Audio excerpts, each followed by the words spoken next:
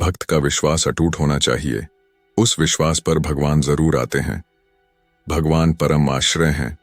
चाहे सारा संसार तुम्हें भूल जाए, चाहे घर परिवार के सभी लोग तुमसे मुख मोड़ लें, चाहे तुम सर्वथा निराश्रय हो जाओ, एक बार हृदय से उनके परम आश्रयत्व पर विश्वास करके मन ही मन उनका स्मरण करो।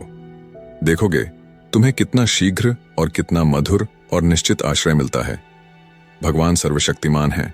तुम्हारा दुख चाहे कितना ही प्रबल हो, तुम्हारे संकट चाहे कितने ही पहाड़ जैसे हों और तुम्हारी विपत्ति चाहे किसी से भी न टलने वाली हो, भगवान की शक्ति के सामने सभी तुच्छ हैं। तुम विश्वास करके सर्वशक्तिमान को पुकारो, उनकी शक्ति अविलंब तुम्हारी सहायता करेगी और तत्काल तुम्हारे पहाड़ से दुख कष्ट काजल की ढेर की तरह उड़ जाएंगे। आप हर एक काम में भगवान को याद करने की आदत डाल लें। आपका सत्संग सफल हो जाएगा। कहीं भी जाए तो 4 बार सीताराम नामक का उच्चारण करके जाए। सब काम ठीक हो जाएगा और खराब काम से बच जाओगे।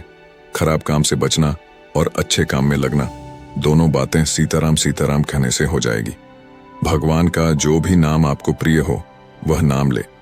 अगर आप हर एक काम में भगवान को याद करने की बात स्वीकार कर लें और बाल बच्चों को भी सिखा दें तो हमारा बहुत बड़ा काम हो जाएगा।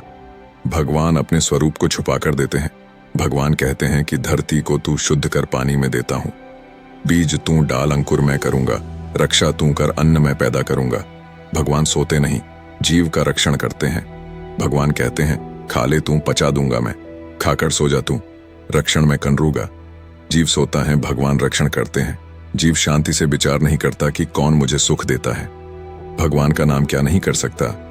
भगवान का मंगलकारी नाम दुखियों का दुख मिटा सकता है, रोगियों के रोग मिटा सकता है, पापियों के पाप हर लेता, अभक्त को भक्त बना सकता है, मुर्दे में प्राणों का संचार कर सकता है। भगवान नाम जप से क्या फायदा होता है, कितना फायदा होता है, इसका पूरा बयान करने वाला कोई वक्ता पैदा ही नहीं हुआ और न होगा। नारद जी पिछले जन्म में विद्याहीन, जातिहीन, बलहीन दासी पुत्र थे। साधु संघ और भगवान नाम जप के प्रभाव से वे आगे चलकर देवर्षि नारद बन गए। साधु संघ और भगवान नाम जप के प्रभाव से ही कीड़े में से मैत्रेय ऋषि बन गए। परंतु भगवान नाम की इतनी ही महिमा नहीं है। जीव से ब्रह्म बन जाए इतनी भी नहीं। भगवान नाम व मंत्र जाप की महिमा का व्याख्यान करना किसी के बस में ही नहीं है। एक सच्ची घटना से आपको भगवान नाम की महिमा का पता लगेगा।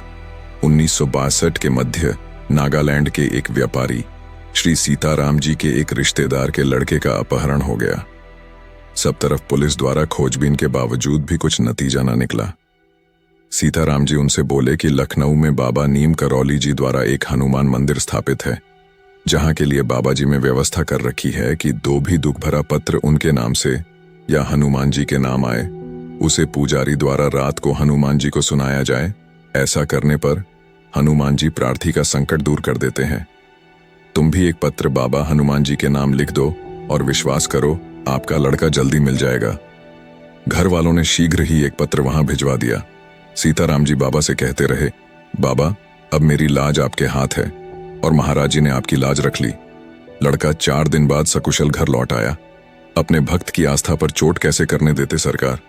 ये विश्वास ही तो है। जब एक भक्त की याचना पे भगवान ने अपने भक्त की लाज रखी तो उनके नाम जाप में कितनी शक्ति होगी। लेकिन मनुष्य की दुविधा ही कुछ और होती है। दुविधा धन दौलत ऐश आराम के जीवन की, लेकिन भगवान से विमुख रहना। मनुष्य अपनी आवश्यकताओं से दुखी नहीं है, अपितु अपनी बेलगाम इच्छाओं से वह सदैव दुखी रहता है। दुख का मूल कारण हमारी आवश्यकताएं नहीं, हमारी इच्छाएं हैं। हमारी आवश्यकताएं तो कभी पूर्ण भी हो सकती हैं, मगर इच्छाएं नहीं। इच्छाएं आज तक किसी की भी पूरी नहीं हो पाई हैं। एक इच्छा पूरी होती है कि मन में दूसरी इच्छा का जन्म हो जाता है। सुखी जीवन जीने का केवल एक ही रास्ता है, और वह है अभाव की तरफ दृष्टि न डालना। आज हमारी स्थिति यह है कि जो हमें प्राप्त है उसका आनंद तो हम लेते नहीं, वरन जो प्राप्त नहीं है उसका चिंतन करके जीवन को शोकमय कर लेते हैं। जो हमें मिला है उसके लिए भगवान का आभारी ना होकर जो हमारे पास नहीं है उसकी कामना करते हैं, और अगर वो कामना पूर्ण न हो तो भगवान को दोष देते हैं। दुहक का मूल हमारी आशा ही है। हमें संसार में कोई दुखी नहीं कर सकता, हमारी अपेक्षाएं ही हमें रुलाती हैं। अति इच्छा रखने वाले और असंतोषी हमेशा दुखी ही रहते हैं। जिसकी इच्छाएं सीमित हैं उसके दुह भी स्वतः ही सीमित अथवा कम हो जाते हैं। इसलिए इच्छाओं का दमन करे और भगवान नाम जपे, जिससे जीवन जग मगा जाएगा और फिर कुछ और मांगने की आवश्यकता ही नहीं होगी।